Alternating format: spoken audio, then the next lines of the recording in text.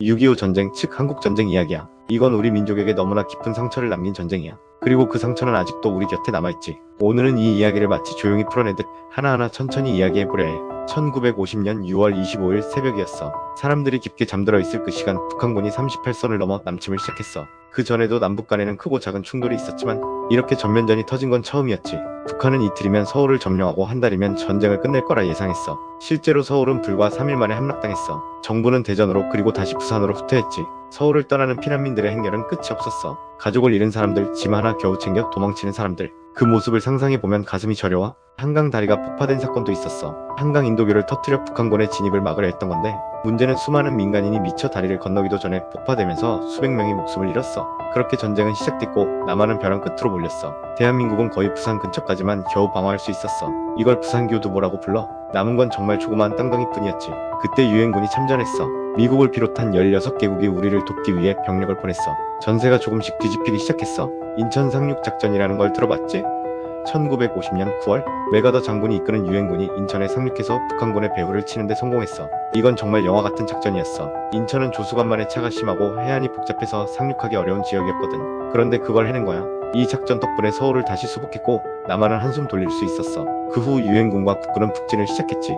평양을 점령하고 압록강 근처까지 올라갔어. 거의 통일을 눈앞에 둔 것처럼 보였어. 하지만 그렇게 쉽게 끝날 전쟁이 아니었지. 중국이 참전했어. 중공군이라고 불렀어. 수십만 명의 병력이 몰려왔고 전세는 다시 역전됐지. 추운 겨울 장진호 전투 같은 참혹한 싸움도 있었어. 눈과 얼음 속에서 벌어진 전투였는데 병사들은 총보다 추위와 굶주림에 더 많이 쓰러졌대. 전선은 남북으로 밀고 밀리기를 반복했어. 서울도 4번이나 주인이 바뀌었지. 매번 전투가 벌어질 때마다 도시는 폐허가 되었고 남겨진 사람들은 온갖 고통을 겪었어. 가족이 생이별하고 사랑하는 사람을 잃고 모든 걸 잃은 사람들이 끝도 없이 드러났어. 1951년부터는 전쟁이 소모전 양상으로 변했어. 큰 땅 따먹기보다는 좁은 지역에서 치열하게 싸우는 전투가 계속됐어.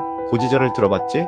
작은 언덕 하나를 차지하기 위해 수많은 병사가 목숨을 걸었어. 백마고지, 피해 능선, 단장의 능선 같은 이름들이 이때 생겼지.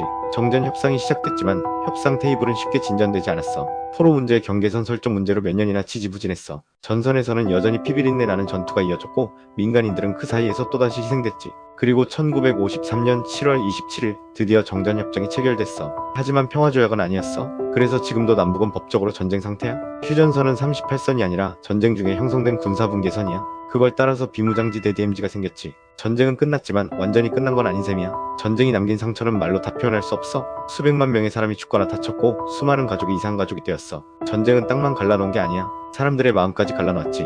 그 이후로 한국은 폐허 속에서 다시 일어섰어. 경제 성장을 이루었고 민주주의를 쟁취했지.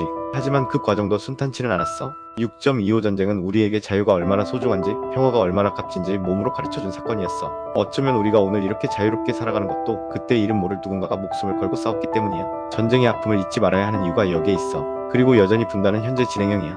북쪽에 가족을 두고 온 사람들, 이산가족들의 상처는 아직 아물지 않았어. 언젠가 이 아픈 역사를 딛고 진짜 평화가 오는 날이 오기를 바라면서 이렇게 조심스럽게 6.25 이야기를 꺼내봤어. 이건 단순한 옛날 이야기가 아니야. 지금 우리 삶에도 깊게 연결되어 있는 이야기야. 그러니까 가끔은 이 역사를 떠올리면서 감사하고 또 평화를 위해 무엇을 할 수 있을지 생각해보자. 구독과 좋아요 부탁해. 다음에도 흥미로운 역사를 가지고 올게.